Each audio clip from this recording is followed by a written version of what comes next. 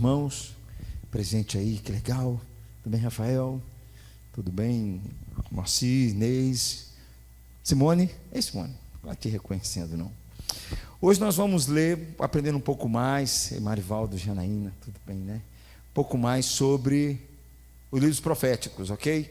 Se você nunca leu um livro profético, hoje você vai ler. Tenho certeza que hoje você vai ler.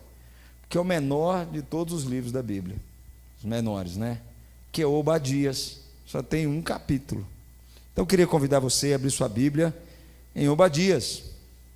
Você nunca leu, hoje você vai ler. Obadias. Um capítulo só. E aí a gente vai aprender. Eu pretendo hoje falar de Obadias. Depois de Obadias vem Jonas. Pretendo falar sobre Jonas também.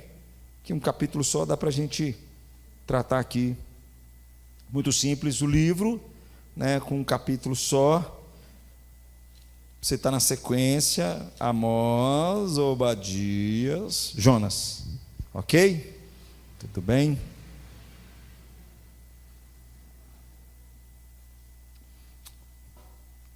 Bom, eu vou ler um versículo e a igreja lê o outro, e assim a gente vai até o versículo 21 de Obadias. Se você nunca leu, Evo, hoje você vai ler um livro. Você já leu um livro profético? Quem já leu um livro dos profetas? Eu, Obadias. Tá bom na fita, tá bom? Vamos lá comigo, ó. Visão de Obadias. Assim diz o Senhor Deus a respeito de Edom: temos ouvido as novas do Senhor, e às nações foi enviado um mensageiro que disse: levantai-vos, levantemo-nos contra Edom para a guerra.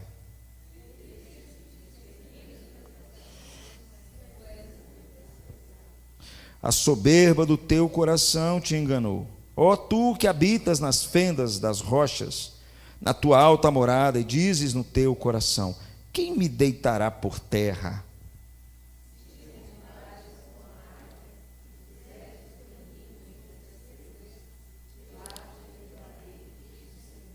Se viessem a ti ladrões ou roubadores de noite, como estás destruído, não furtariam só o que lhe bastasse? Se a ti viessem os vindimadores, não deixariam pelo menos alguns cachos?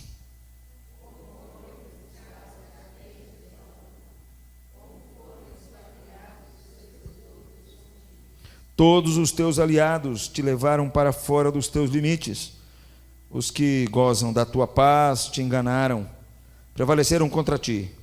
Os que comem o teu pão puseram armadilhas para os teus pés. Não há em Edom entendimento.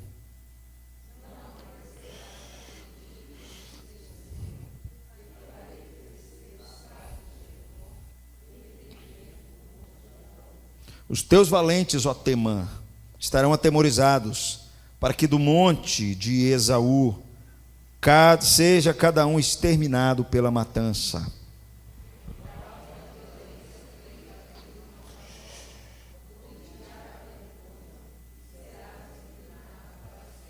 No dia em que, estando tu presente, estranhos lhe levaram os bens, e estrangeiros lhe entraram pelas portas e deitaram sorte sobre Jerusalém, tu mesmo era um deles.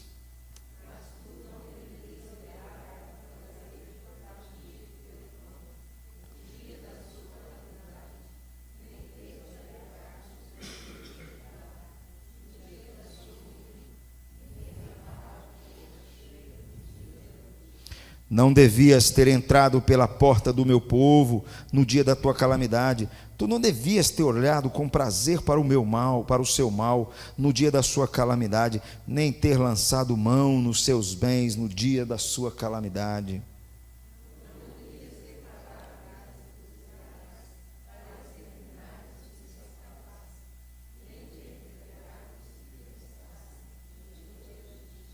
Porque o dia do Senhor está prestes a vir sobre todas as nações. Como tu fizeste, assim se fará contigo. O teu malfeito o tornará sobre a tua cabeça.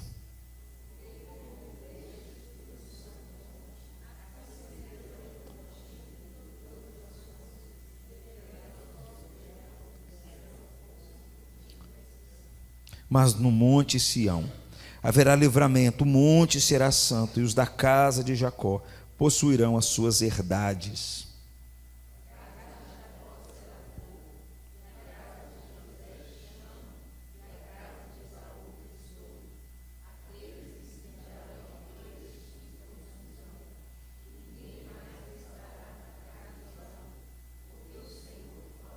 Os de Neguebe possuirão o monte de Esaú, e os da planície aos filisteus. Possuirão também os campos de Efraim e os campos de Samaria, e Benjamim possuirá Gileade.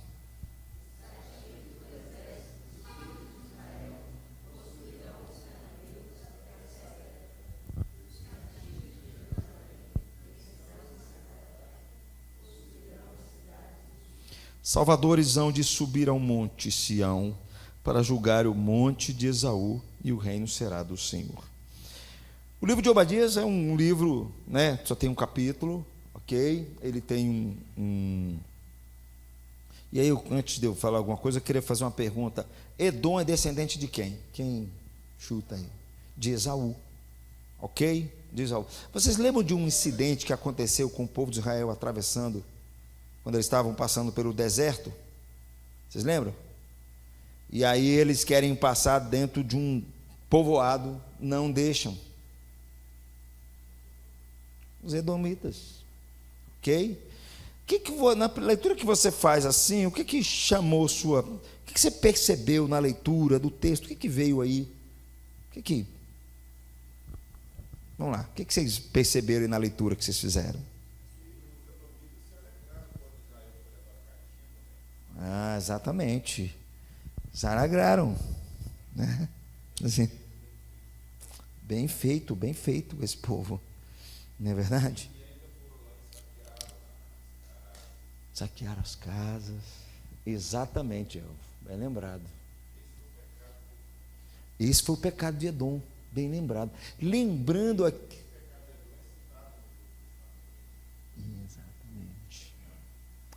Exatamente. E o que é interessante, a gente não pode esquecer lá que disse lá com Abraão: abençoarei os que te abençoarem. Edom está aqui. Amaldiçoarei os que te amaldiçoarem. Ok? E bem adiantou aí o Elvo, realmente eles estão zombando do povo de Israel. E não se esqueçam, meus irmãos, zombar do povo de Israel é zombar de Deus. É zombar de Deus, é dizer, o seu Deus não vale nada. O nosso Deus é mais forte. O nosso Deus é mais poderoso do que o seu. É mais do que só mera fato de que um povo que vacilou lá. É dizendo, o nosso Deus prevaleceu sobre o seu Deus. E o nosso Deus é um único Deus, ok? E não esquecendo mais uma vez que Deus, a gente percebe. Outra coisa que vocês viram aí. O que acontece mais aí no final? Traz esperança novamente. Eles vão fazer o que, Camila, lá no finalzinho aí? Deus vai fazer o quê? Deus vai restaurá-los novamente, ok? A promessa de Deus vai restaurá-los. Não esquecendo, a gente sempre batendo nessa tecla, não esquecendo que Deus está fazendo isso, você mira, para que o povo de Israel possa cumprir a tarefa e a missão que Deus deu a eles. Não é simplesmente proteger o povo e dizer assim, agora está tudo bem. Não é essa a intenção por trás maior. A gente percebe nesse texto aqui vários pronunciamentos da parte de Deus, que é a palavra oráculo, Leninha. São esses pronunciamentos de bênção, de maldição, que vêm da parte de Deus, né? Esses pronunciamentos da sua palavra que vai se cumprir. A gente chama isso como oráculo, né? E a gente percebe esses pronunciamentos de desgraças contra Edom, porque Edom, como o Elvo já adiantou para a gente, ele se aproveitou da conquista dos inimigos contra o reino do sul, ok? O profeta Obadias, ele está só no reino do sul. Tudo indica aqui, Geraldinho, que é lá para o ano 586. Vocês lembram dessa data? O que é o ano 586, mais ou menos? Duas datas que a gente está citando, 722 a.C. e 586. Onde é que você leu isso, Letícia? Não, coisa feia, Letícia, pelo amor de Deus, só me envergonha essas meninas, né? Exatamente. O reino do Iraque chegou, né? Os babilônios chegaram e levaram Judá cativo.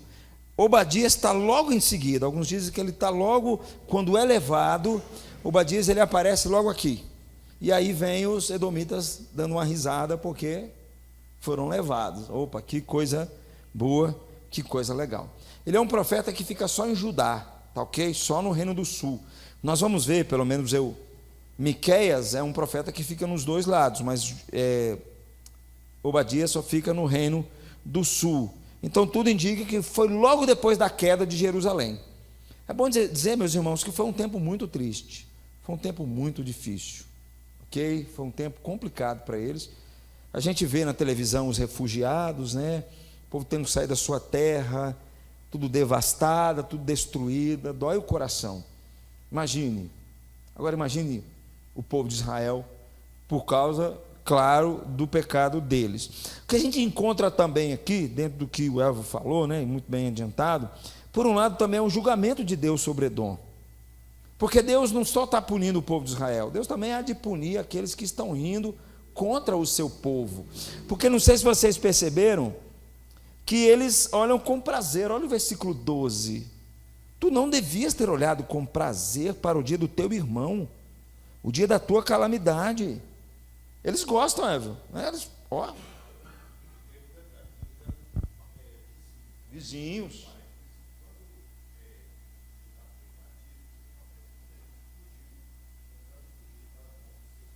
Aham.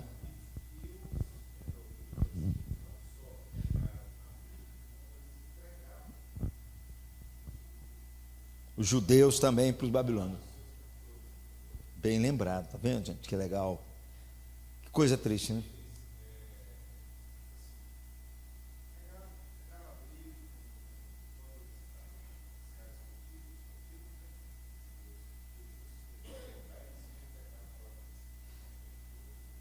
Exatamente, bem lembrado. Aham. É bom lembrar isso porque o Elvo está falando, gente. A gente não pode esquecer que eles eram cercados de inimigos. Eles eram cercados de inimigos por todos os lados. Quando a gente lê os Salmos, né? Quem estava nos grupos ontem nós estudamos sobre Deus luta por nós, não é verdade? Aí dizemos ontem assim que em termos de último poderio militar, em termos de defesa, Deus estava derrubando, jogando tudo por terra, isso, dizendo que eu é que luto por vocês, e se eu não lutar por vocês, não adianta. O povo de Israel caiu nessa esparrela, né? Achando que talvez estivesse com poderio militar, essa coisa toda, eles não precisariam mais de Deus. Se a gente pensar um pouquinho assim também, às vezes quando a gente está bem financeiramente, a gente acha que a gente não precisa muito de Deus. Quando as coisas parecem que estão indo bem demais conosco, a gente não precisa muito de Deus. Mas quando vem uma doença, um desemprego, uma situação difícil, a gente começa a clamar mais de Deus, não é verdade? Então, Deus aqui, por um lado, também vai derrotar aqueles que estão se achando também, aqueles que são imbatíveis. Os edomitas estão se achando, por um lado, que ninguém vai tocar neles, e Deus está dizendo aqui que também vai destruí-los, que também vai puni-los, e no final, como diz a partir do versículo 15, que Deus haveria de trazer libertação, haveria de trazer restauração para o povo de Israel no dia do Senhor, ok? Esse é um dos livros mais curtos de todos os livros proféticos. A gente percebe assim uma profecia única, muito direta, sem muito problema, contra Edom. É isso que nós encontramos aqui, ok? E foi dito a isso contra os vários grupos de judeus, para incentivá-los após uma tragédia nacional. Então, Obadias se levanta mais uma vez para estimular o povo, dizer para o povo que, apesar do que Deus está fazendo com eles, Deus há de restaurá-los. Deus há de restaurá-los, ok? Então a gente percebe todos esses pronunciamentos de desgraça e maldição estão presentes aqui. Do versículo 1 ao versículo 9, a gente percebe um anúncio desses pronunciamentos de tragédia sobre eles, né? Há no versículo 1 ao versículo 9 uma previsão da próxima derrota de Edom. É o que está aí, o que a gente percebe. Versículo 3 diz de forma clara, olha aí, ó. A soberba do teu coração te enganou. Ó tu que habitas nas fendas das rochas, na tua alta morada e dizes no teu coração: quem me deitará por terra? Quem vai tocar em mim? Porque, gente, mais uma vez, derrotando Judá é a ideia, derrotando os seus deuses não estão com nada. Não sei se os irmãos lembram quando Nabucodonosor, né, o reino, os assírios foram invadir contra, no tempo do rei Ezequias, e aí ele vira o rei e fala assim, ele vira para o rei e fala assim: onde é que está o teu Deus? Você acha que o seu Deus aí está com nada de destruir os outros? Cadê os seus deuses? Cadê as imagens que estavam aqui? Já não estão mais aqui também? Você acha que o Deus de vocês vai conseguir livrar vocês das minhas mãos, da minha garra? E aí o rei Ezequias se levanta, busca a Deus, e Deus põe-te retirado daquele povo. Então a gente percebe que era muito comum, né, eles se levantarem e zombarem do povo de Israel. E zombarem realmente do povo de Deus. Outra coisa que está no versículo 10 e 14 são as razões para isso. Primeiro é um anúncio dessa tragédia, dessa desgraça, né? Do versículo 10 e 14 são as razões para isso. É uma revisão dos crimes de Edom contra o seu irmão, enquanto Judá era impotente. Isso aqui que eu fico pensando, sabe, Evo, quando eu leio sobre Esaú, sobre Edom, isso aqui que me vem ao coração, né? Não sei se os irmãos vão concordar, não, mas eles eram irmãos, Rafael. Eles se perdoaram no caminho, mas a coisa não parou. Aquela coisinha continua ainda aqui, ó, no coração. Essas nações continuaram sendo inimigas, né? Eu fico pensando, às vezes, Esaú e Jacó, eles se perdoaram lá no começo, mas depois você vai ver os filhos se levantando, os irmãos tornando nação contra nação. Eu falo, meu Deus, esse negócio é complicado mesmo. Que aqui a gente está vendo Edom se levantando contra o seu irmão, que é Jacó. Aqui, ó, e rindo deles. O que será que aconteceu? Os pais se perdoaram, mas os pais não falaram para os filhos? Será que foi isso? Será que alguém chegou no ouvido dos filhos e foi falando assim com eles assim: ó, não é bem assim não, tá? Eles continuam ainda. Às vezes eu fico pensando sobre isso, sabe? Às vezes acontece isso até em muitas famílias, acontecem isso. E do versículo 15 ao 21, está de forma clara aí, o dia da soberania do Senhor, que Israel seria restaurado novamente. Então, Edom era o inimigo, para a gente ajudar a entender algumas coisas, um dos inimigos, como o Evo falou, mais tenazes, ao longo da história das duas nações. Vamos dar uma olhadinha rapidinho em Gênesis, capítulo 25, versículos 24, a gente vai encontrar um pouquinho justamente essa história aí, dos irmãos. Não vamos ler tudo não, mas Gênesis capítulo 25, a partir do versículo 24, olha aí, ó. A gente vai ter logo abaixo, né, Esaú vendendo o direito de primogenitura. Essa perseguição acontece já desde o ventre, né, quando Jacó se agarra ali no calcanhar do seu irmão Esaú, tá ok? Olha o versículo 34, alguém poderia ler? Gênesis 25, 34, só o 34 já nos ajuda.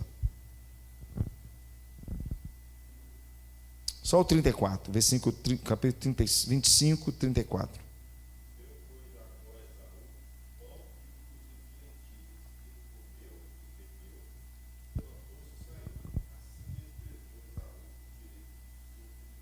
Essa história vai se estendendo, né? Vai se estendendo ainda mais.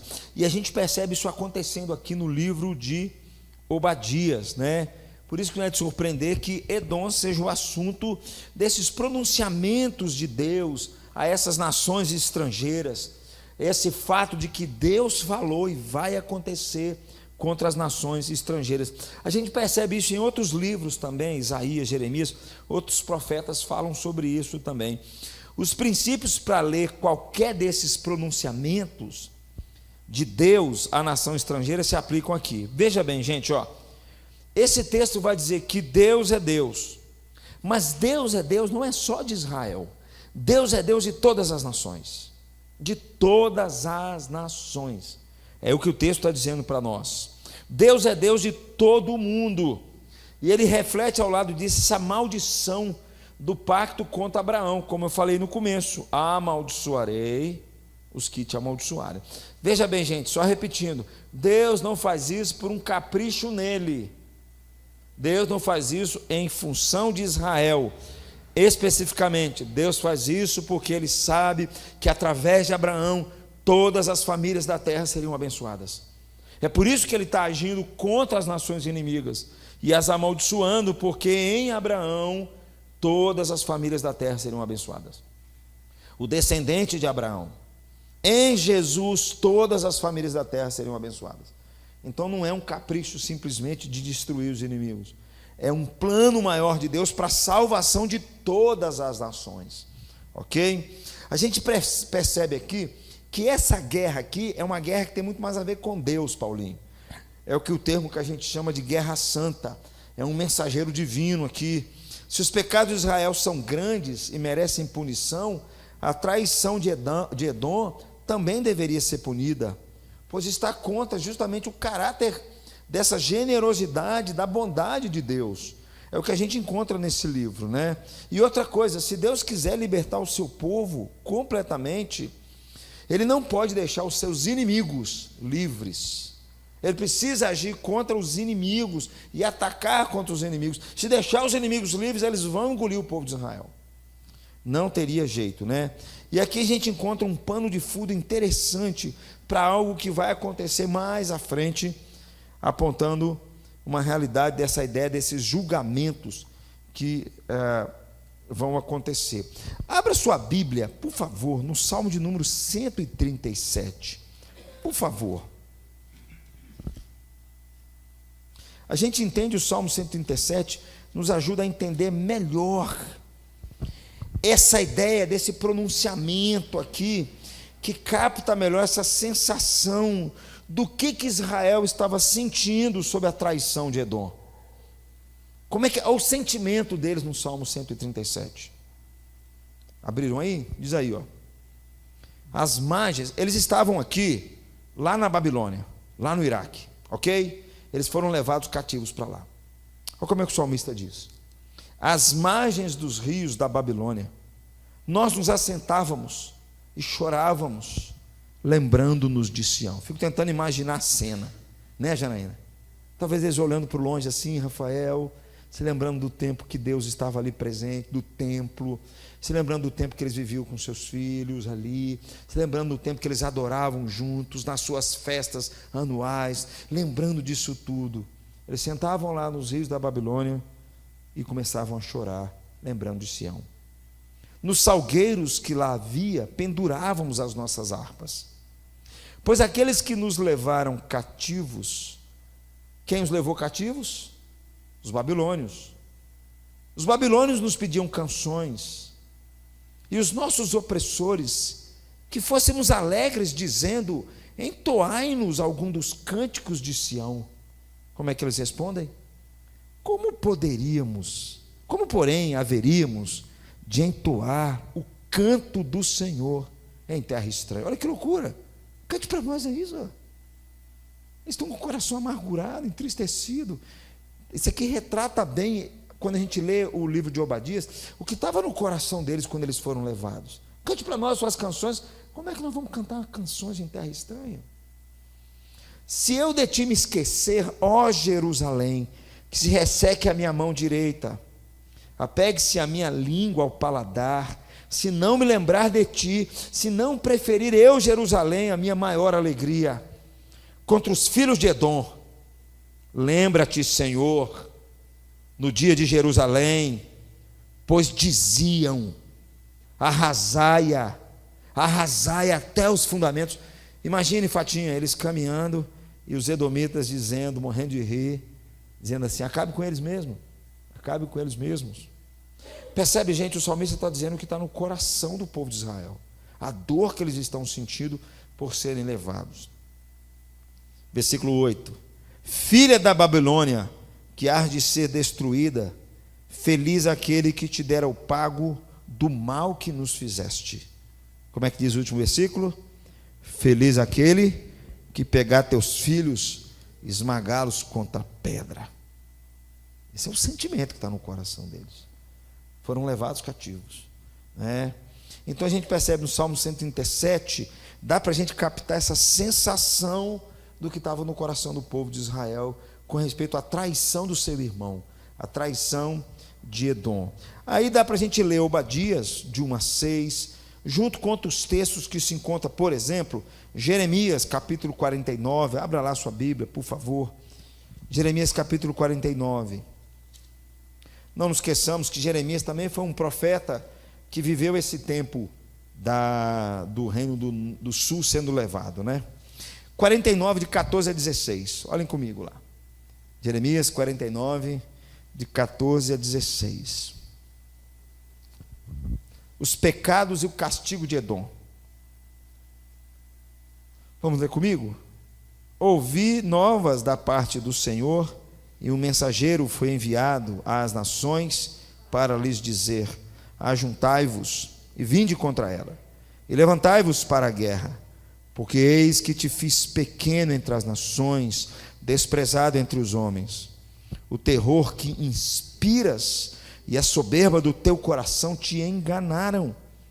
Tu que habitas nas fendas das rochas, que ocupas as alturas dos outeiros, ainda que eleves o teu ninho como a águia, de lá te derribarei, diz o Senhor. Assim será Edom objeto de espanto, todo aquele que passar por ele se espantará e assobiará por causa de todas as suas pragas. A gente percebe aqui, até no livro de Jeremias também, a gente entende melhor o fato de que Deus haveria de punir os edomitas também.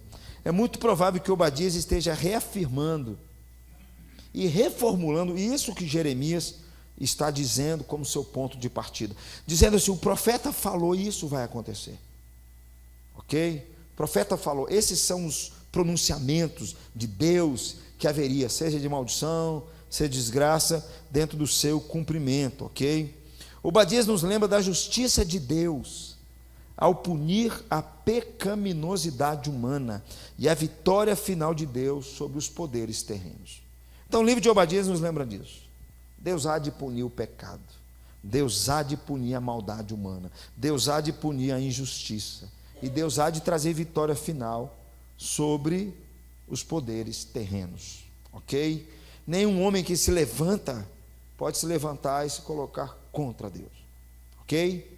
Eu sempre cito isso aqui, mas olha comigo, eu gosto muito desse salmo. Olha o Salmo 2, como é que a gente começa a entender as nações, como é que elas funcionam. Do versículo 1 ao versículo 4, do versículo 5, por favor. Salmo 2, de 1 a 5. Vamos comigo, ó.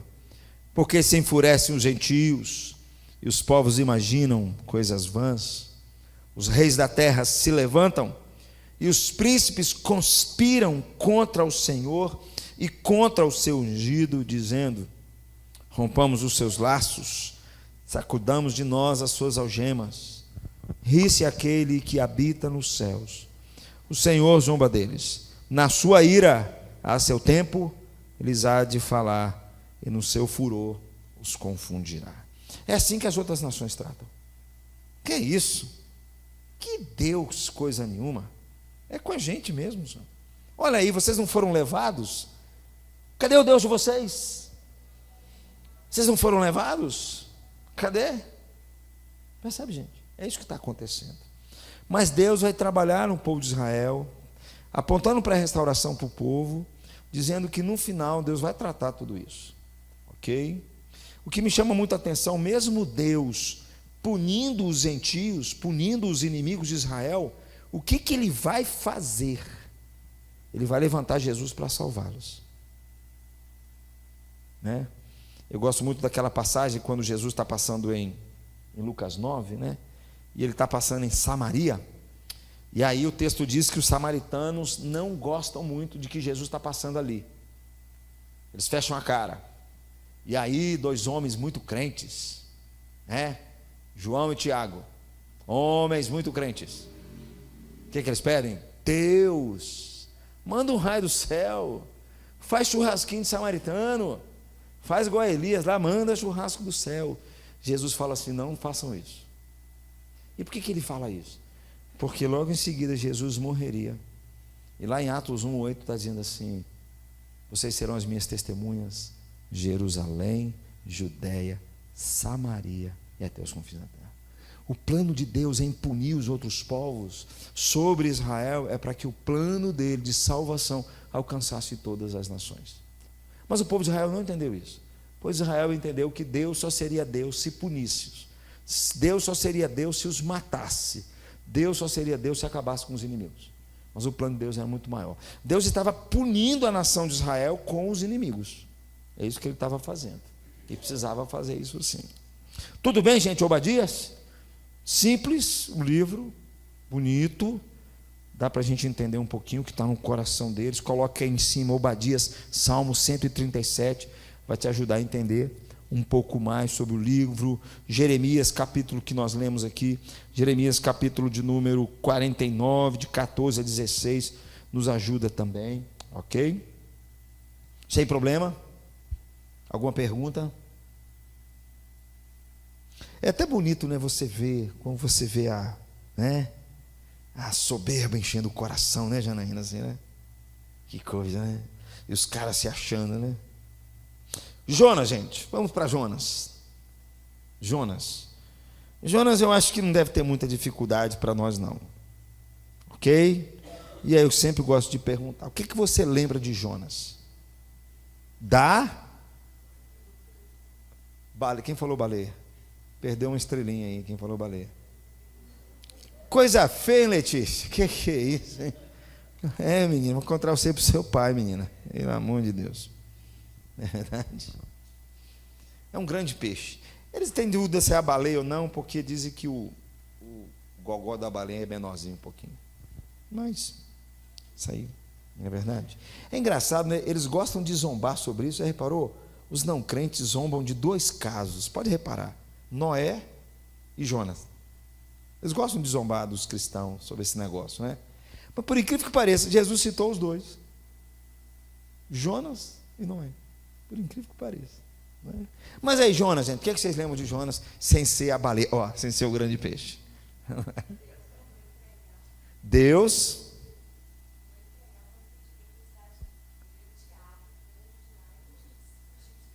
ele odiava o povo de lá. Ele tinha razões para odiar o povo de lá? Tinha. Qual era a razão?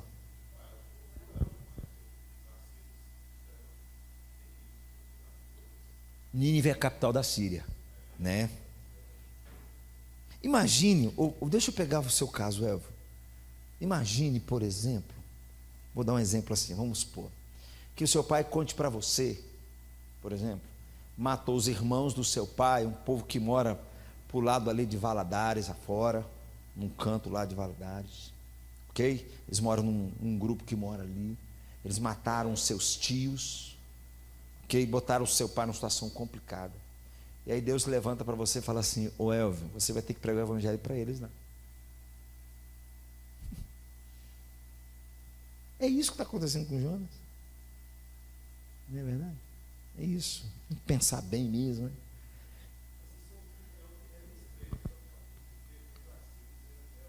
Maus. Eles eram maus. Eram maus.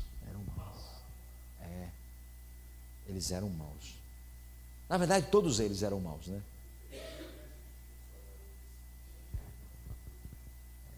Todos maus. Mas é interessante isso, gente, porque esse é o nosso chamado. Esse é o chamado nosso, para que a gente pregue o evangelho. Mas peraí, isso. Eles aprontaram aqui na cidade, ó. Esse povo levou meu filho para droga, por exemplo. Esse povo aqui, por exemplo, os vizinhos aqui, por exemplo, eles prejudicaram a minha família. Roubaram as coisas dos meus pais. Não quero saber mais desse povo de Itabira. Não, meu amigo, você tem que ler Jonas.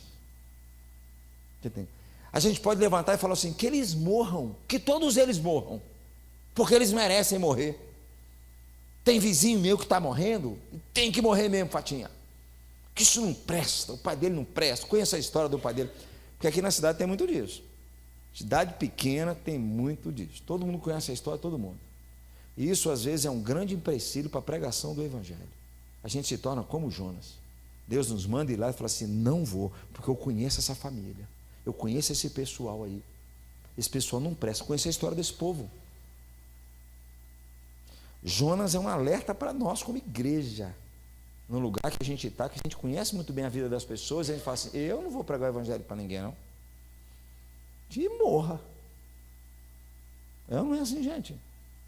Gente, eu já contei essa história aqui, eu lembro disso, né? Dona Merina está aqui, só eu lembro dos vizinhos de mamãe ali, ó.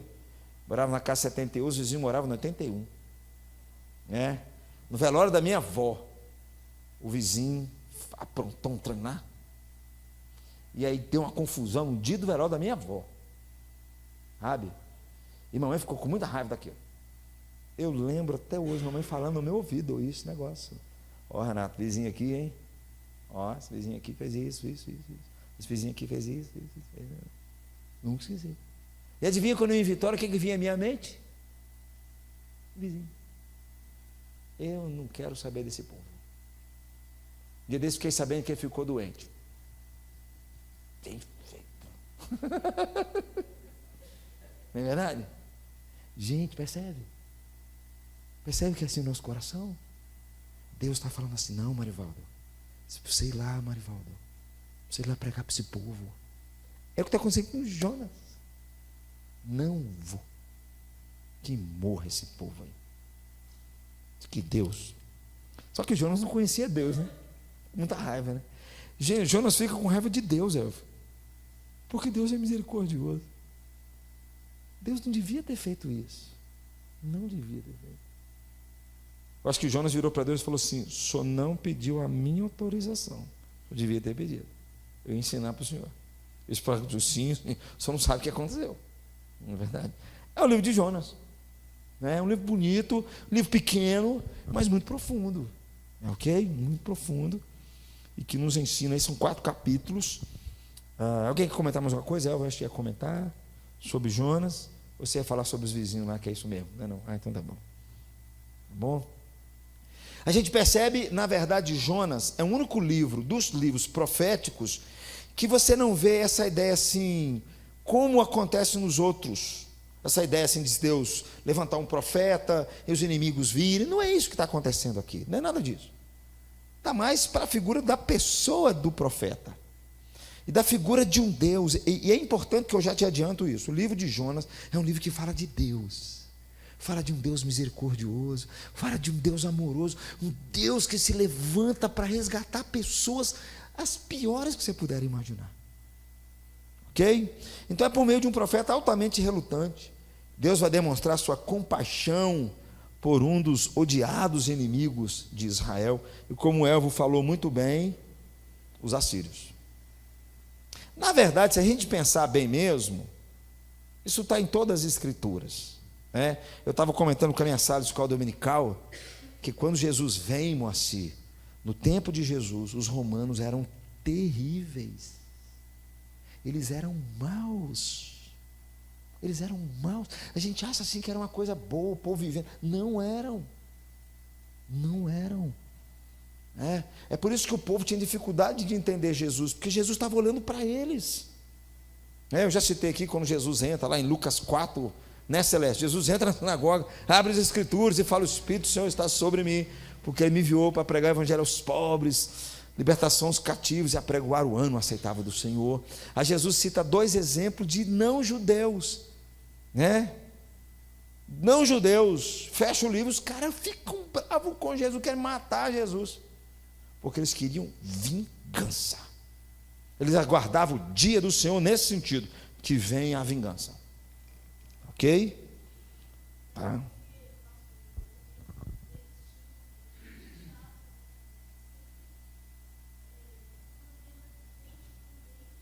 Olho por olho, exato. Mal interpretado, né, Fatinho? Muito mal interpretado.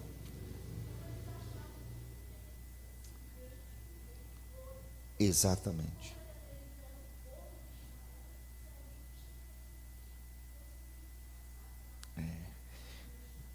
Você lembrou um negócio interessante, sabe, Fatinha? Se nós lermos o Velho Testamento, Simone, sem um olhar do Evangelho, é isso que acontece. É isso que a gente acontece, faz com a gente. A gente não consegue ver um Deus misericordioso aqui atrás. Normalmente as pessoas falam assim: o Deus do Velho Testamento é o quê? É mau. Deus bom é do Novo Testamento. O Velho Testamento é mau. Porque não consegue ver igual o livro de Jonas, né? Um Deus misericordioso. Ok? Abra sua Bíblia em 2 Reis, no capítulo 14. Deixa lá marcado em Jonas, e depois você vai voltar para 2 Reis, capítulo 14, versículo 25, que aí você vai ver aonde se encaixa essa passagem. 2 Reis, capítulo 14, versículo de número 25. 14 e 25. Alguém pode ler para mim, por favor?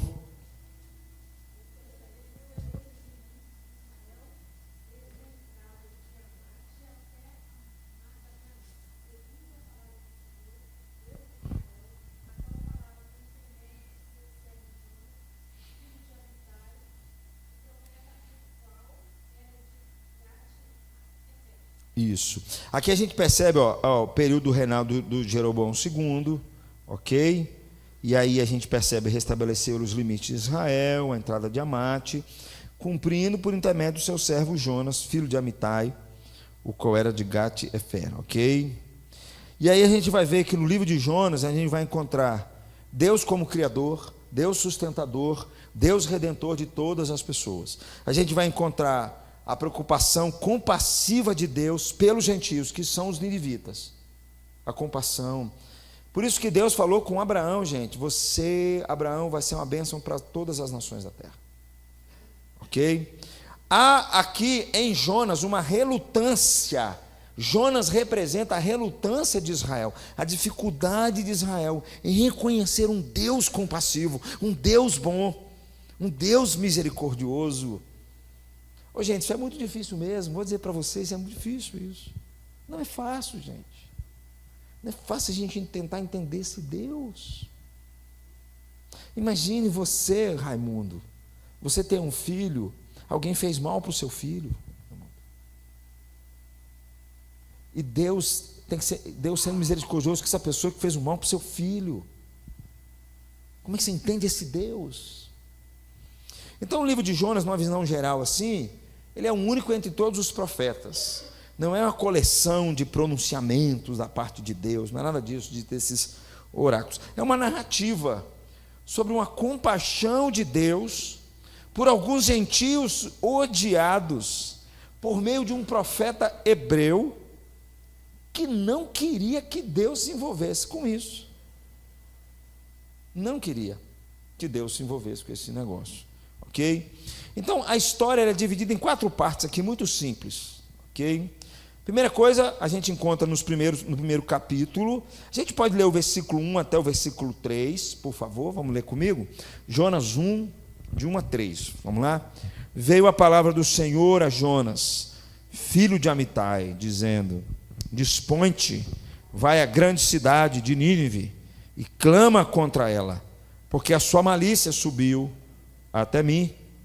Jonas se dispôs para fugir da presença do Senhor para Tarsis.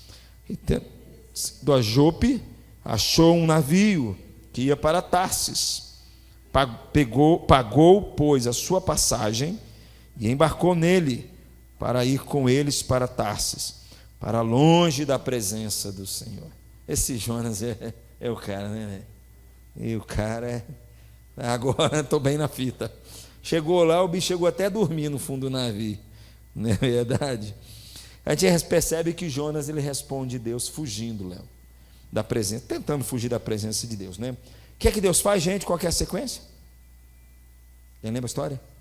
Deus, presta atenção, gente, Deus envia uma tempestade, porque é Deus o foco do livro, Rafael. Deus está controlando a história, Deus está fazendo tudo isso aqui. Deus levanta uma tempestade. O que acontece mais? Logo em seguida, o povo. Não, primeiro os mais velhos ficam apavorados, né? Todo mundo clamando o seu Deus, gritando o seu Deus, aquela coisa toda e tal, e tal. Aí descobre um cabra roncando no fundo do barco. Você é doido? Estamos aqui quase morrendo, você está dormindo. Clama o seu Deus aí por nós. Quem sabe, né? E eles continuam clamando. Jonas fala assim: Estou entendendo. O que faz? Joga bonito aqui no mar. Vai resolver essa confusão aí. A gente percebe que os marinheiros resistem um pouquinho, mas fala assim, não tem jeito não. Vou jogar você no mar. Não é verdade? E aí a gente percebe no capítulo 2, dá uma olhadinha no capítulo 2, um texto lindo que é o centro do livro, a oração de Jonas. A oração de Jonas. Ele responde como oração, um salmo de ação de graça por libertação. Vamos ler, gente, essa oração, porque é muito linda essa oração. Vamos ler comigo, capítulo 2. Então Jonas, do ventre do peixe, orou ao Senhor, seu Deus, e disse: na minha angústia clamei ao Senhor, e Ele me respondeu. Do ventre do abismo gritei, e Tu me ouvistes a voz, pois me lançaste no profundo do coração dos mares, e a corrente das águas me cercou. Todas as Tuas ondas e as Tuas vagas passaram por cima de mim. Então eu disse: lançado estou de diante dos Teus olhos. Tornarei porventura a ver o Teu santo templo? As águas me cercaram até a alma, o abismo me rodeou, e as águas se enrolaram na minha cabeça. Desci até os fundamentos dos montes, desci até a terra, cujos ferrolhos se correram sobre mim para sempre. Contudo, fizeste subir da sepultura a minha vida, ó Senhor meu Deus. Quando dentro de mim desfalecia a minha alma, eu me lembrei do Senhor e subi a Ti a minha oração no Seu santo templo. Os que se entregam à idolatria vã abandonam aquele que lhes é misericordioso, mas com a voz do agradecimento eu Te oferecerei sacrifícios, o que votei, pagarei. Ao Senhor pertence a salvação. Falou, pois, o Senhor ao peixe, e ele vomitou a Jonas na terra. Ok? A partir daí a gente entende que Jonas aceita a sua missão, e como resultado disso, Jonas começa a pregar. Mas tem um detalhe aqui interessante também, que vale a pena a gente dar uma paradinha. Capítulo 3, dá uma olhadinha. Então Jonas assina a sua tarefa, a palavra do Senhor veio sobre ele, Jonas 3. Como é que Deus falou? Dispõe-te, vai à grande cidade de Nínive e proclama contra ela a mensagem que eu te digo. Levantou-se, pois, Jonas e foi a Nínive, segundo a palavra do Senhor.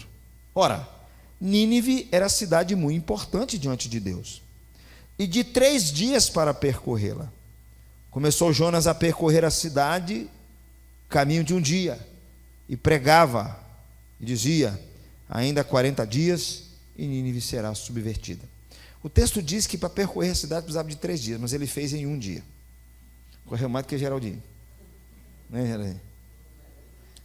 E eu acredito que ele não falou assim, ele não pregou assim: gente, Deus vai trazer juízo sobre vocês, é melhor que vocês se arrependam. Ele não falou assim. Acho que ele saiu correndo e falou assim: ó, Deus vai sair juízo sobre vocês rapidinho, se vocês não se arrependerem, vocês vão pegar a nação. Deus vai sair juízo sobre vocês, não se arrependerem. Não. Foi assim que ele saiu correndo. Ele não estava muito interessado na conversão desses caras. Oi, Camila. Você já fez isso, né, Camila? Pode falar.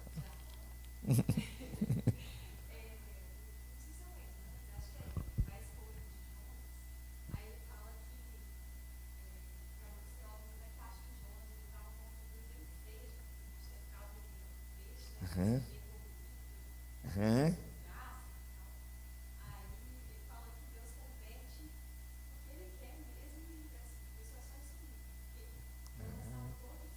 Todos. Pregou mal demais, sermãozinho ruim, ninguém entendeu nada. Mesmo assim, um povo.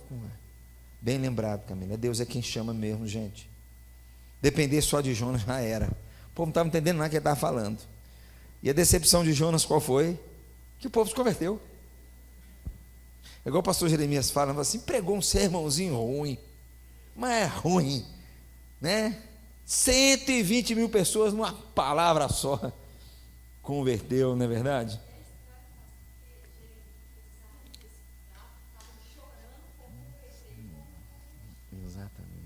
Exatamente. É.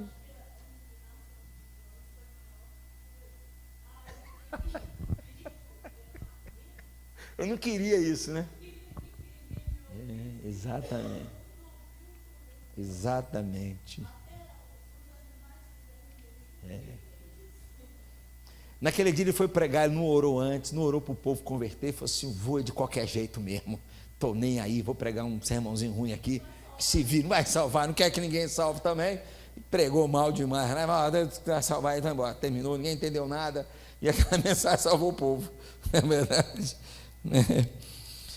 E a Camila lembrou bem, gente, que isso é uma iniciativa, percebe, é Deus dizendo assim: eu vou salvar esse povo aí.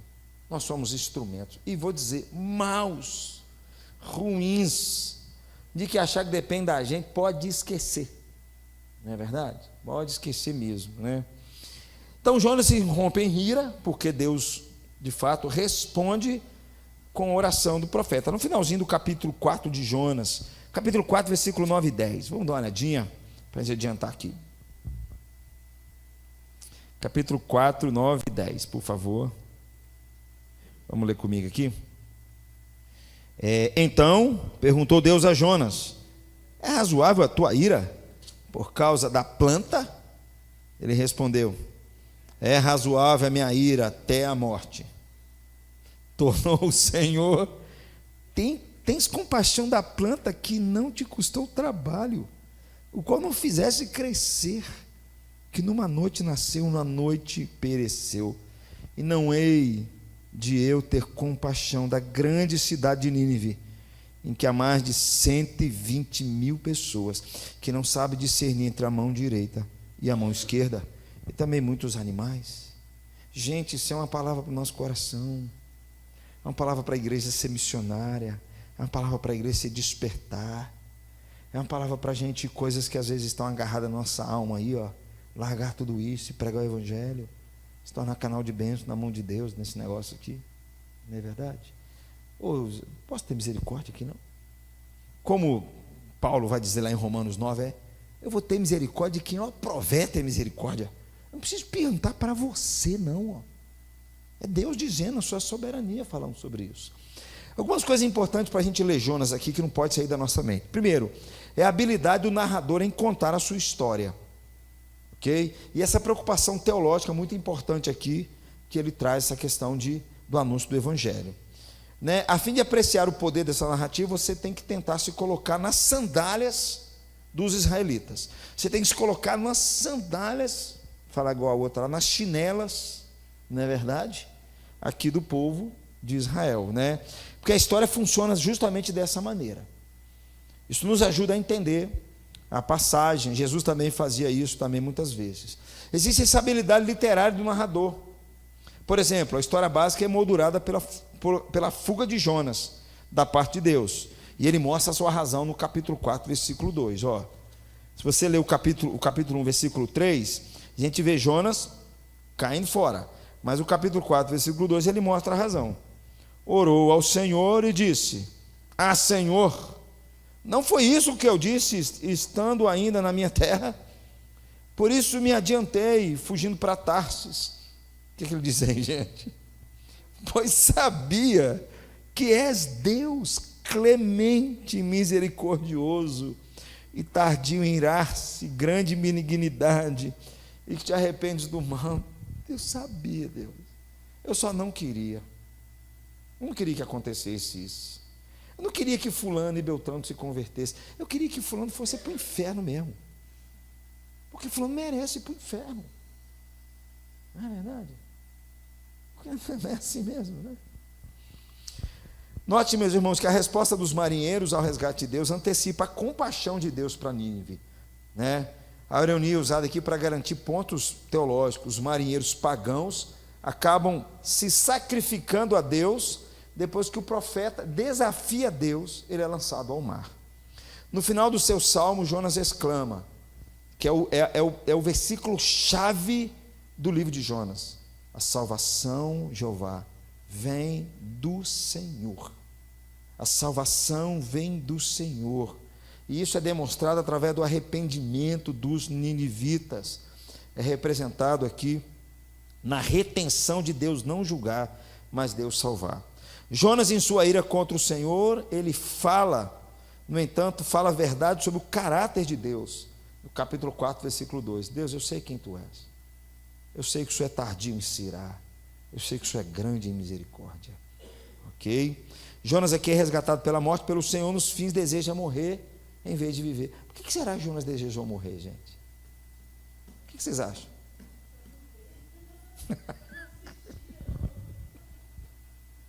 Para não ver a cena, né? É verdade, né? Queria ser poupado daquilo, não é verdade? A gente não vê assim também, né? Quando ele fala assim, nossa, fulano tal é crente. Eu não queria que ele fosse crente. Eu não queria.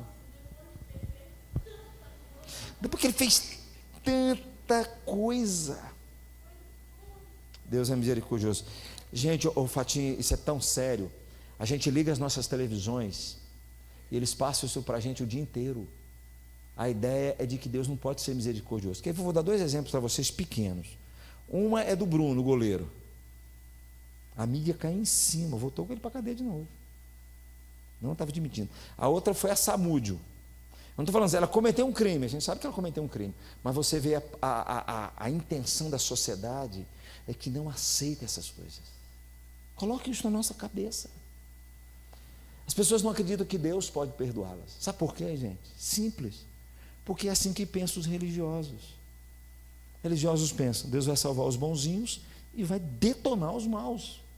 E na cabeça deles, maus são esses caras que fizeram isso mesmo. O conceito religioso é justamente isso. Jonas é evangelho da graça na veia. Deus salvando 120 mil pessoas que de fato não mereciam. Oi, oi. Eu quero que chame você de Jonas.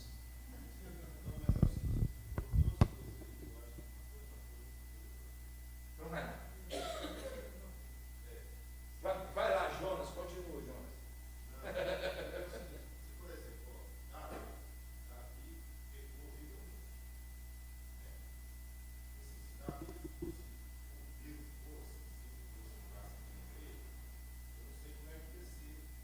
Eu mandava os Tiago, você vai até a igreja, não.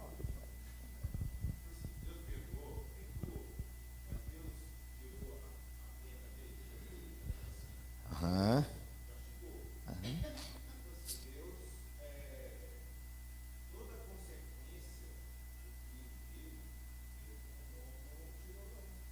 Mas você não acha que no caso do exemplo do Bruno, no caso do Bruno, eu acho que ele cumpriu o tempo de pena dele. Eu acho que ele cumpriu.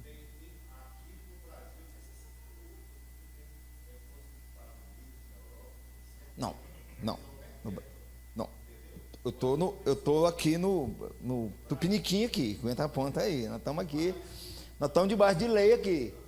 Se o cara comete um crime, 30 anos, a lei vai dizer que se ele progredir lá dentro, ele tem a redução de pena dele, se ele exercer bom comportamento, isso faz parte da nossa lei penal, ó.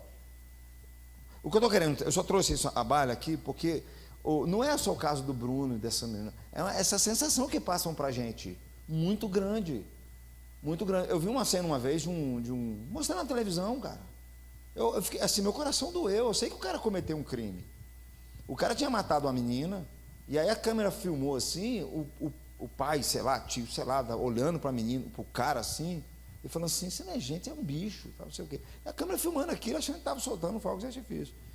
Eu não sei se é essa postura, sabe? Nós, como cristãos, tem que cumprir a pena dele. Não estou falando que não vai cumprir, não. Tem que pagar o tempo de pena dele lá, senhor. Tranquilo. Não é isso que eu estou falando. Eu estou falando que é uma sensação muito forte de que o Tim Keller, uma mensagem que eu mandei para você também, Elvio, aquela mensagenzinha lá, ele contou a história lá dos Amish, que um cara entrou, matou 4, e depois se suicidou. Depois aquela família de cristãos foi no velório do cara que tinha matado, na família, consolou a família, confortou a família. A sociedade americana inteira se voltou contra aquela família, eles eram cristãos, mas eles estavam ensinando para o mundo o valor do perdão. A sociedade não aceita isso, cara, porque de fato é um pouco desse sentimento de Jonas aqui, que está no nosso coração. É difícil nós entendermos um Deus da graça E vou dizer um negócio para vocês: se nós não entendemos o Deus da graça, a gente não entendeu o Evangelho, porque eu e você vamos continuar acreditando que Deus salvou a gente porque nós somos bonzinhos. Deus não salvou ninguém porque eu sou bonzinho, eu não sou bonzinho. Meu lugar é naquela cruz, eu preciso entender isso. Evangelho só faz sentido assim. Então, se eu achar que Deus foi misericordioso comigo, ele não pode ser misericordioso com o outro. É isso aqui que está em Jonas, é isso que eu estou dizendo. Você tem o caso do Bruno, que eu entendi que ele cumpriu o tempo dele, ele se encaixou dentro das questões legais e está tudo bem. É isso que ele fez, ele não fugiu de lá. Se tem um caso, poderia citar vários casos aqui. Mas o que eu estou falando, eu só peguei esse exemplo para trazer que a nossa sociedade, no mundo afora, é uma sociedade que não tem graça. A ausência da graça. Eles não entendem o que é graça, cara. Eles não entendem. A gente precisa entender, o religioso não entende a graça, porque o religioso ele acha que Deus só vai salvar os bonzinhos, cara. Isso não é evangelho, isso não tem nada a ver com o que Cristo veio fazer. E se nós continuarmos achando que Deus salvou a gente, porque tem uma coisa boa em nós, ainda não entendemos o evangelho. Enquanto eu não me olhar assim e perceber assim, eu entendi a cruz, agora sim, eu posso chegar para qualquer pessoa e pregar o evangelho para ela. E falar para qualquer pessoa. Para qualquer pessoa. Não, isso é sério, porque quando a gente vive num ambiente muito religioso, a graça está ausente há muito tempo. Eu já falei isso aqui, gente. A religião sufoca a graça. Ela tenta domesticar a graça. A gente encontra isso em Jonas, a gente encontra isso no povo de Israel, a gente encontra isso nos fariseus, a gente encontra isso nos tempos bíblicos, a gente encontra isso em todos os lugares. Em todos os lugares. Em todos os lugares. Mas não é isso. Nós precisamos viver a graça, viver o evangelho da graça. Eu não estou falando que viver a graça é o cara, se ele cometer um crime, ele não é isso não. Cometeu o crime, tem que pagar lá. Mas a graça significa, eu vou lá falar para ele que Deus pode salvá-lo, Deus pode resgatá-lo, Deus pode transformar a vida dele. A família pode cair em cima de mim e falar: você não devia fazer isso, você devia deixar esse cara apodrecendo e queimar no meio dos infernos, porque é isso que ele merece. Não, essa não é a minha mensagem. Não é isso não. Isso não tem nada a ver com o evangelho. Não tem nada a ver com a mensagem de Jesus. Não é isso. Por pior que ele seja, ele ainda continua sendo a imagem e a semelhança de Deus. Por pior que seja.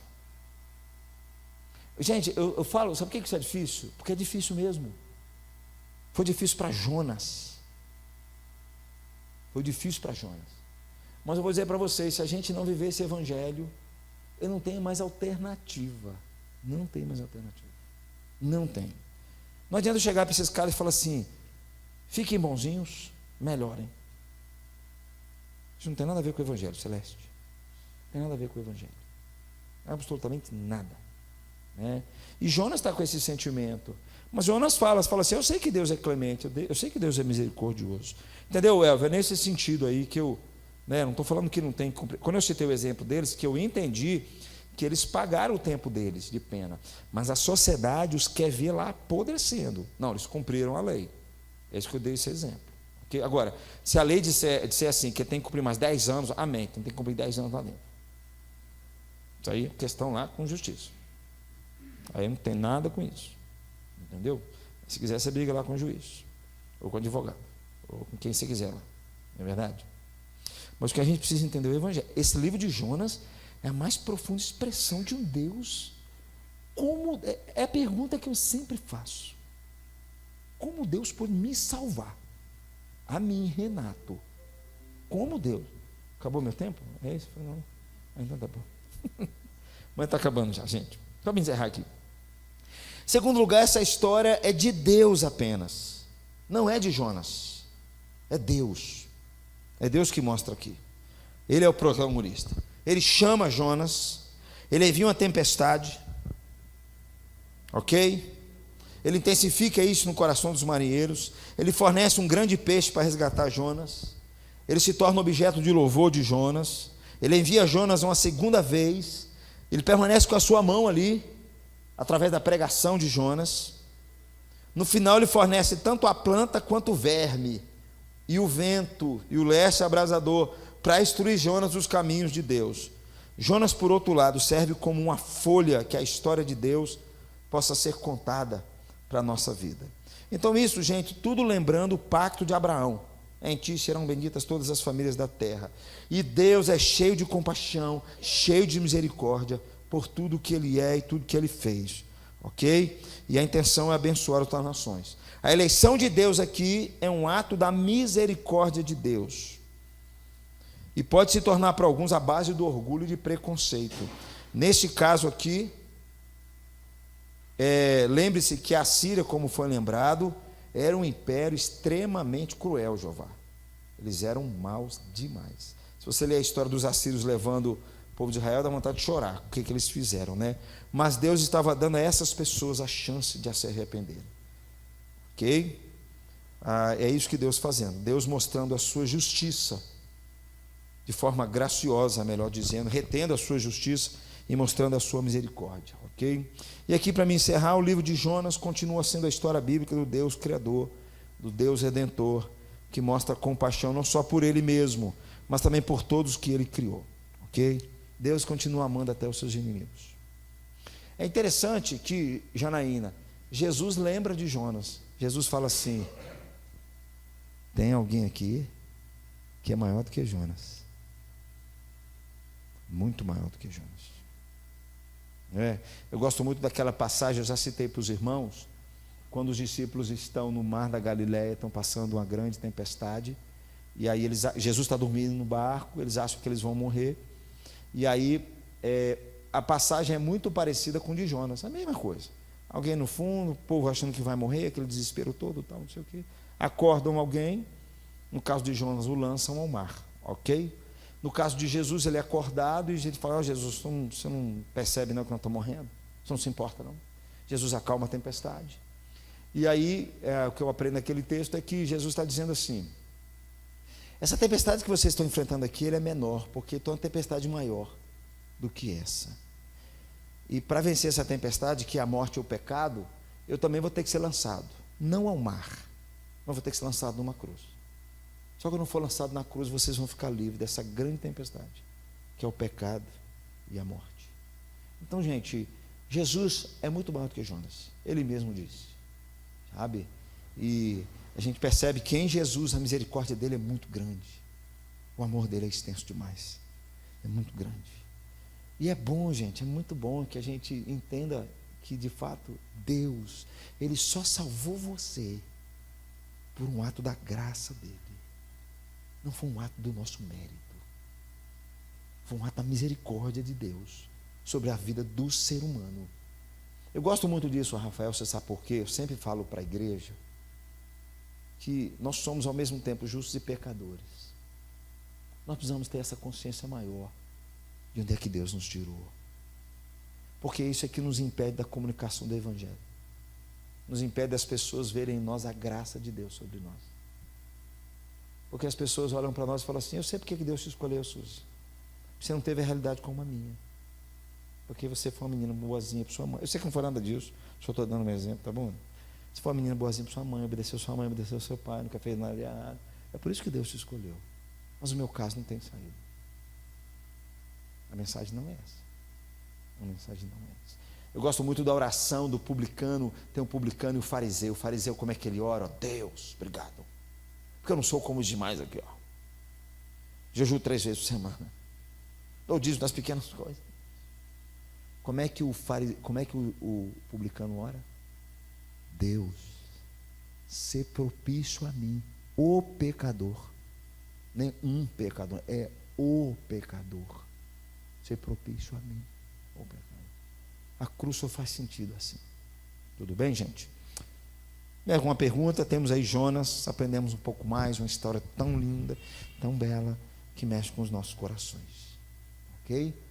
Precisamos nos ver nessa cidade aqui também, que Deus está levantando pessoas, e precisamos levantar-nos nesse tempo que vivemos. Ok? Alguma pergunta, meus irmãos? Se não tiver, vamos ficar de pé para a gente encerrar o nosso estudo.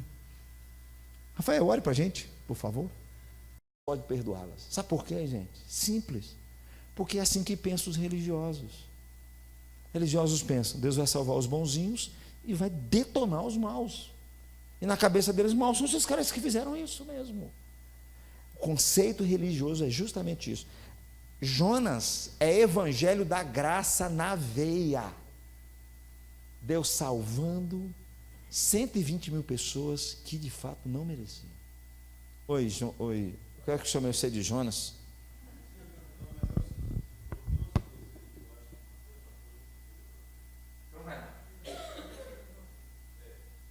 Vai lá, Jonas, continua, Jonas.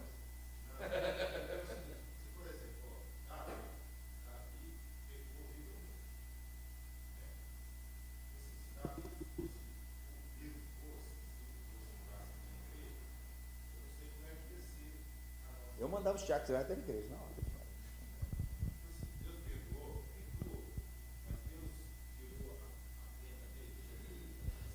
Aham.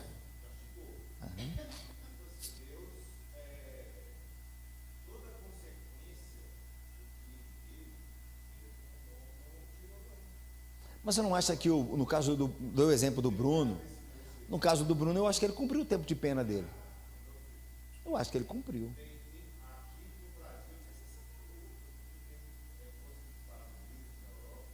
Não, não, não. Eu tô aqui no Tupiniquim aqui, aguenta a ponta aí. Nós estamos aqui, nós estamos debaixo de lei aqui. Se o cara comete um crime, 30 anos, a lei vai dizer que se ele progredir lá dentro, ele tem a redução de pena dele, se ele exercer bom comportamento, isso faz parte da nossa lei penal, ó. O que eu estou querendo, eu só trouxe isso à baila aqui, porque não é só o caso do Bruno e dessa menina, é essa sensação que passam para a gente, muito grande, muito grande. Eu vi uma cena uma vez, mostrando na televisão, cara, eu fiquei, assim, meu coração doeu, eu sei que o cara cometeu um crime, o cara tinha matado uma menina, e aí a câmera filmou assim, o pai, sei lá, tio, sei lá, olhando para a menina, para o cara assim, e falando assim, isso não é gente, é um bicho, não sei o quê. E a câmera filmando aquilo, achando que estava soltando fogos de artifício. Eu não sei se é essa postura, sabe? Nós como cristãos, tem que cumprir a pena dele, não estou falando que não vai cumprir, não, tem que pagar o tempo de pena dele lá, senhor, tranquilo, não é isso que eu estou falando. Eu estou falando que é uma sensação muito forte de que o Tim Keller, uma mensagem que eu mandei para você também, Elvio, aquela mensagenzinha lá, ele contou a história lá dos Amish, que um cara entrou, matou 4, e depois se suicidou. Depois aquela família de cristãos foi no velório do cara que tinha matado, na família, consolou a família, confortou a família. A sociedade americana inteira se voltou contra aquela família, eles eram cristãos, mas eles estavam ensinando para o mundo o valor do perdão.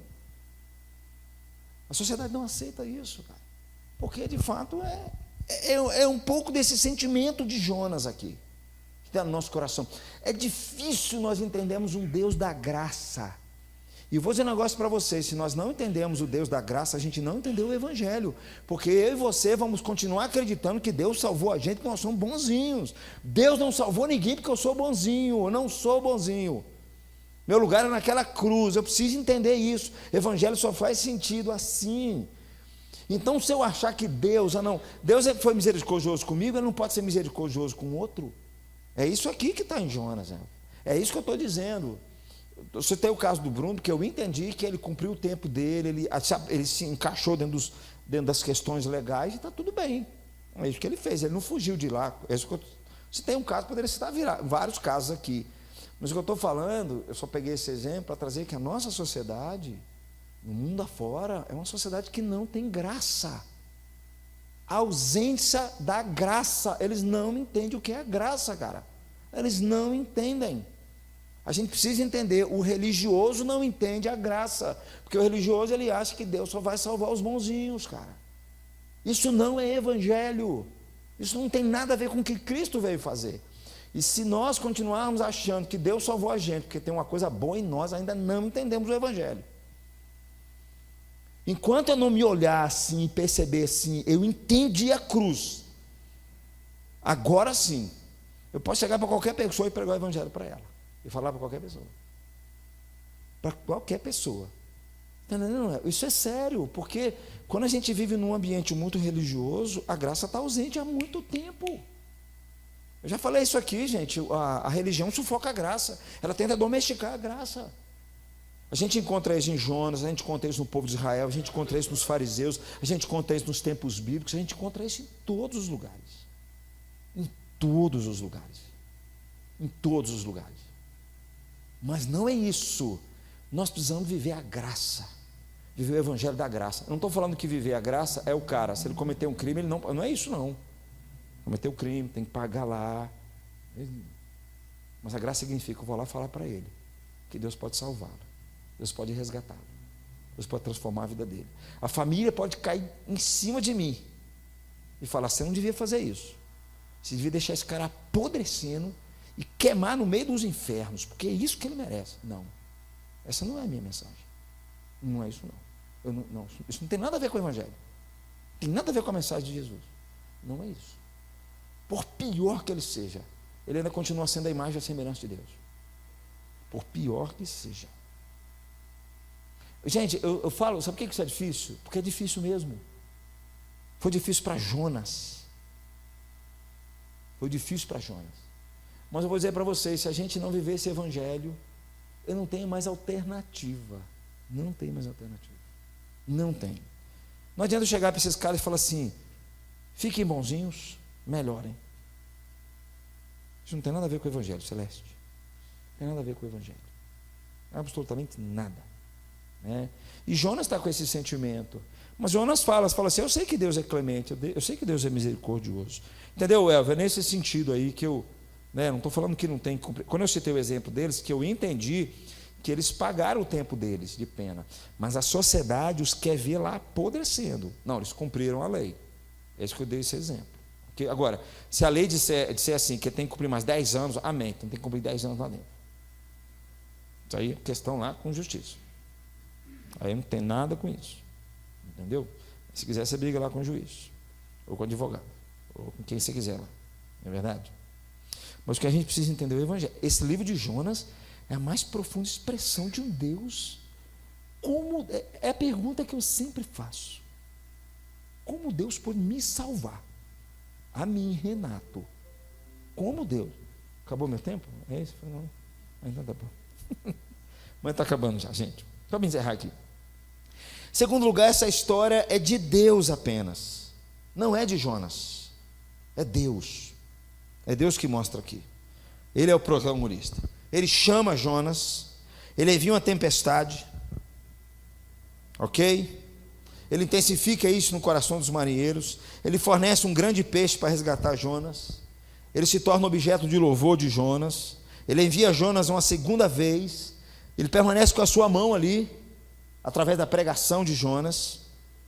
No final ele fornece tanto a planta quanto o verme, e o vento, e o leste abrasador, para instruir Jonas dos caminhos de Deus. Jonas, por outro lado, serve como uma folha que a história de Deus possa ser contada para a nossa vida. Então isso, gente, tudo lembrando o pacto de Abraão. Em ti serão benditas todas as famílias da terra. E Deus é cheio de compaixão, cheio de misericórdia por tudo que Ele é e tudo que Ele fez. Ok? E a intenção é abençoar outras nações. A eleição de Deus aqui é um ato da misericórdia de Deus. E pode se tornar para alguns a base do orgulho e de preconceito. Nesse caso aqui, lembre-se que a Síria, como foi lembrado, era um império extremamente cruel, Jeová. Eles eram maus demais. Se você ler a história dos assírios levando o povo de Israel, dá vontade de chorar. O que eles fizeram, né? Mas Deus estava dando a essas pessoas a chance de se arrependerem. Ok? É isso que Deus fazendo. Deus mostrando a sua justiça de forma graciosa, melhor dizendo, retendo a sua justiça e mostrando a sua misericórdia. Ok? E aqui, para me encerrar, o livro de Jonas continua sendo a história bíblica do Deus Criador, do Deus Redentor, que mostra compaixão não só por Ele mesmo, mas também por todos que Ele criou. Ok? Deus continua amando até os seus inimigos. É interessante que, Janaína, Jesus lembra de Jonas. Jesus fala assim: tem alguém aqui que é maior do que Jonas. Muito maior do que Jonas. Eu gosto muito daquela passagem, eu já citei para os irmãos, quando os discípulos estão no mar da Galileia, estão passando uma grande tempestade, e aí Jesus está dormindo no barco, eles acham que eles vão morrer, e aí a passagem é muito parecida com o de Jonas, a mesma coisa. Alguém no fundo, o povo achando que vai morrer, aquele desespero todo, tal, não sei o quê. Acordam alguém, no caso de Jonas, o lançam ao mar, ok? No caso de Jesus, ele é acordado e ele fala: Jesus, você não percebe não que nós estamos morrendo? Você não se importa não? Jesus acalma a tempestade. E aí, o que eu aprendo naquele texto é que Jesus está dizendo assim: essa tempestade que vocês estão enfrentando aqui, ela é menor, porque tem uma tempestade maior do que essa. E para vencer essa tempestade, que é a morte e o pecado, eu também vou ter que ser lançado, não ao mar, mas vou ter que ser lançado numa cruz.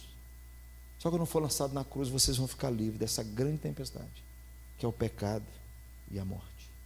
Então, gente, Jesus é muito maior do que Jonas, ele mesmo disse, sabe? E a gente percebe que em Jesus a misericórdia dele é muito grande, o amor dele é extenso demais, é muito grande. E é bom, gente, é muito bom que a gente entenda que de fato Deus, ele só salvou você por um ato da graça dele. Não foi um ato do nosso mérito, foi um ato da misericórdia de Deus sobre a vida do ser humano. Eu gosto muito disso, Rafael, você sabe por quê? Eu sempre falo para a igreja que nós somos ao mesmo tempo justos e pecadores. Nós precisamos ter essa consciência maior de onde é que Deus nos tirou, porque isso é que nos impede da comunicação do Evangelho, nos impede das pessoas verem em nós a graça de Deus sobre nós. Porque as pessoas olham para nós e falam assim: eu sei porque que Deus te escolheu, Suzy. Você não teve a realidade como a minha, porque você foi uma menina boazinha para sua mãe. Eu sei que não foi nada disso, só estou dando um exemplo, tá bom? Você foi uma menina boazinha para sua mãe, obedeceu sua mãe, obedeceu seu pai, nunca fez nada de errado. É por isso que Deus te escolheu. Mas o meu caso não tem saída. A mensagem não é essa. A mensagem não é essa.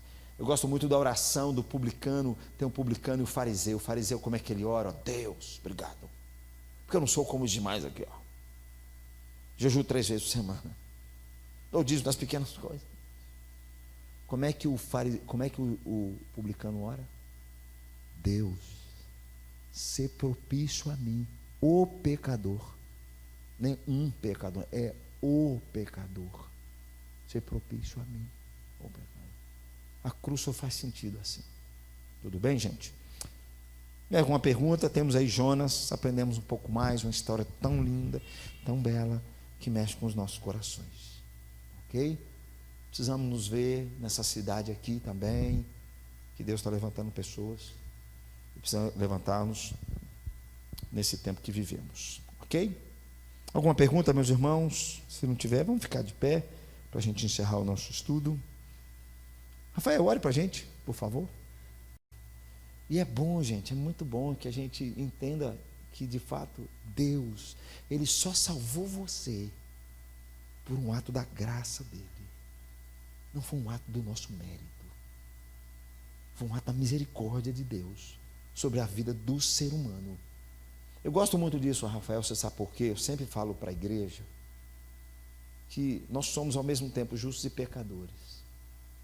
Nós precisamos ter essa consciência maior de onde é que Deus nos tirou, porque isso é que nos impede da comunicação do Evangelho, nos impede das pessoas verem em nós a graça de Deus sobre nós. Porque as pessoas olham para nós e falam assim: eu sei porque que Deus te escolheu, Suzy. Você não teve a realidade como a minha, porque você foi uma menina boazinha para sua mãe. Eu sei que não foi nada disso, só estou dando um exemplo, tá bom? Você foi uma menina boazinha para sua mãe, obedeceu seu pai, nunca fez nada de errado. É por isso que Deus te escolheu. Mas o meu caso não tem saída. A mensagem não é essa. A mensagem não é essa. Eu gosto muito da oração do publicano. Tem um publicano e o fariseu. O fariseu, como é que ele ora? Deus, obrigado, porque eu não sou como os demais aqui, ó. Jejuo 3 vezes por semana. Dou dízimo das pequenas coisas. Como é que o publicano ora? Deus, ser propício a mim, o pecador. Nem um pecador, é o pecador. Ser propício a mim, o pecador. A cruz só faz sentido assim. Tudo bem, gente? Alguma pergunta? Temos aí Jonas, aprendemos um pouco mais, uma história tão linda, tão bela, que mexe com os nossos corações. Ok? Precisamos nos ver nessa cidade aqui também, que Deus está levantando pessoas, e precisamos levantar-nos nesse tempo que vivemos. Ok? Alguma pergunta, meus irmãos? Se não tiver, vamos ficar de pé para a gente encerrar o nosso estudo. Rafael, ore para a gente, por favor. Aqui também, que Deus está levantando pessoas e precisa levantar-nos nesse tempo que vivemos, ok? Alguma pergunta, meus irmãos? Se não tiver, vamos ficar de pé para a gente encerrar o nosso estudo. Rafael, ore para a gente, por favor. Rafael, ore para a gente, por favor.